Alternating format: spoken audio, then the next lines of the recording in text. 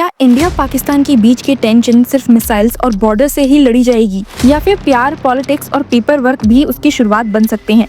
India और पाकिस्तान के बीच जिस तरह की टेंशन चल रही है उसने सिर्फ सरकारी फैसलों तक ही सीमित नहीं रहकर अब प्यार को भी कोर्ट के कटघरे में खड़ा कर दिया है। सुप्रीम कोर्ट से लेकर जम्मू एंड कश्मीर और लद्दाख हाई कोर्ट में अब एक ऐसा केस सामने आ रहा है जिन्होंने लोगों का दिल दहला दिया है। जहां सुप्रीम कोर्ट से एक स्ट्रिक्ट स्टेप की उम्मीद थी, वहीं Jammu and Kashmir high court में एक सीआरपीएफ जवान मुनीर अहमद ने अपनी पाकिस्तानी बीवी को भारत से डिपोर्ट ना करने की अपील की है। ये सिर्फ एक लीगल केस नहीं बल्कि उस कैनवस का हिस्सा है जहां पर्सनल रिलेशनशिप्स और नेशनल सिक्योरिटी एक दूसरे से टकरा रहे हैं। तो क्या कोर्ट ने इस लव स्टोरी को सपोर्ट किया है और यूनियन के ऑर्डर्स के अगेंस्ट गई है? क्या सुप्रीम कोर्ट ने एक इम्पोर्टेंट फैसला दिया है इस केस में? चलिए सब देखते हैं। पहले तो कोर्ट्स के मामले में एंटर करने से पहले ये देखते हैं कि टेंशन कैसे बढ़ चुकी है बिटवीन द टू कंट्रीज। ताज़ी खबर ये आई है कि 30 अप्रैल की रात से 1 मई की सुबह तक पाकिस्तान आर्मी ने कुपवारा, उरी और अखनूर सेक्टर्स में एलओसी के अक्रॉस बिना किसी प्रोवोकेशन के स्मॉल आर्म फायरिंग शुरू कर दी है। इंडियन आर्मी ने भी तुरंत प्रोपोर्शनेट जवाब दिया है।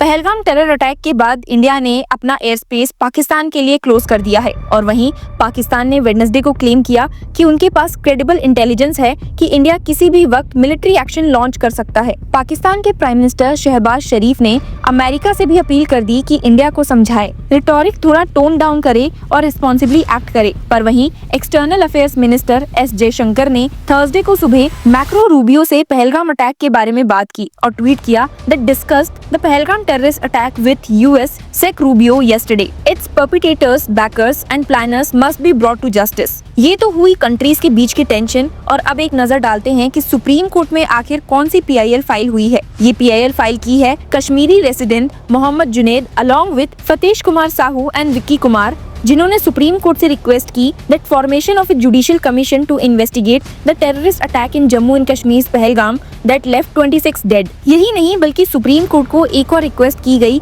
कि सेंट्रल गवर्नमेंट और द यूनियन टेरिटरी एडमिनिस्ट्रेशन को डायरेक्शन इशू किए जाए to ensure enhance protection for tourist visiting Kashmir. ये मामला लिस्टेड है justice Suryakant and N Koteshwar Singh की बेंच के सामने और वे इसमें क्या फैसला लेंगे ये तो जल्द पता चल जाएगा। पर अगर हम सुप्रीम कोर्ट से अब नजर डालें Jammu and Kashmir high court के केस पर, तो सब कुछ तब शुरू हुआ जब 24 अप्रैल को पहलगाम में हुए एक टेरर अटैक के बाद भारत सरकार ने पाकिस्तान के नागरिकों के लिए वीजा सर्विसेज सस्पेंड कर दी। साफ कह दिया गया कि जो पाकिस्तानी नेशनल्स इंडिया में हैं उनको 27 अप्रैल से पहले देश छोड़ना होगा। ये अनाउंसमेंट सिर्फ एक डिप्लोमेटिक मूव नहीं था बल्कि उसका डायरेक्ट इम्पैक्ट ऐसे लोगों पर पड़ा जो दोनों देशों के बीच शादी के बंधन में जुड़े हुए थे। सीआरपीएफ जवान मुनीर अहमद ने अपनी पाकिस्तानी पत्नी के लिए कोर्ट का दरवाजा खटखटा दिया, जिसमें उन्होंने रिक्वेस्ट की कि उनकी बीवी के लिए लॉन्ग टर्म वीजा कंसीडर किया जाए और उसे तुरंत भारत से निकालने का ऑर्डर रोका जाए। लेकिन ये कहानी इतनी सिंपल नहीं है और इस कहानी में ट्विस्ट तब आया जब कोर्ट के सामने ये बात रखी गई कि मुनीर अहमद ने अपनी बीवी से शादी ऑनलाइन की थी। कोर्ट ने उनका निकाह सर्टिफिकेट देखा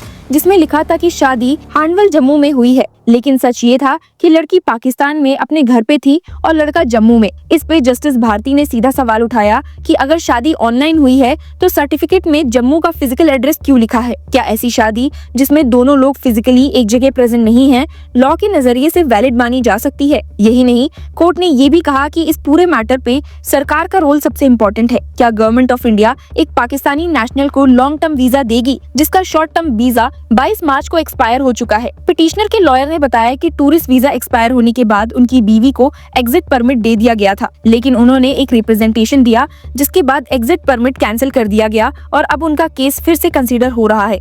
ये भी इंटरेस्टिंग है कि कोर्ट ने इस बात को एक्नॉलेज किया कि बीवी के वीजा का फैसला अब सरकार के हाथ में है। अगर गवर्नमेंट ऑफ इंडिया ने वीजा दे दिया तो वो यहाँ पर अपने पति के साथ लीगली रह सकती हैं। अगर नहीं दिया तो उसे पाकिस्तान लौटना होगा, लेकिन वो मुनीर अहमद की पत्नी ही बनी रहेगी। ये लाइन कोर्ट की तरफ से इमोशनल भी थी और डिप्लोमेटिक भी। या तो इंडिया में लीगली वाइफ बन के रहेंगी या पाकिस्तान में अपने पति की वाइफ बन के वापस चली जाएंगी। हालांकि अंत में हाई कोर्ट के जस्टिस राहुल भारती ने इस पिटीशन पर तुरंत ध्यान दिया और यूनियन ऑफ इंडिया और जम्मू एंड कश्मीर गवर्नमेंट से 10 दिन के अंदर रिप्लाई मांगा है। साथ ही इंटरिम ऑर्डर देते हुए कहा गया है कि जब तक फाइनल फैसला नहीं होता तब तक पाकिस्तानी बीवी को जम्मू एंड कश्मीर से निकालने का फैसला होल्ड पे रखा जाए। इसका मतलब ये हुआ कि कुछ समय के लिए मुनीर अहमद की बीवी इंडिया में रह सकती है। कोर्ट ने केस की अगली सुनवाई अब 14 मई को फिक्स की है। इस केस के पिटिशनर्स की तरफ से एडवोकेट अंकुर शर्मा कोर्ट में प्रेजेंट थे, जबकि सरकार की तरफ से deputy solicitor general Vishal Sharma और senior additional advocate general Monika Kohli ने आर्ग्यू किया। ये मैटर सिर्फ एक इंडिविजुअल केस का नहीं है,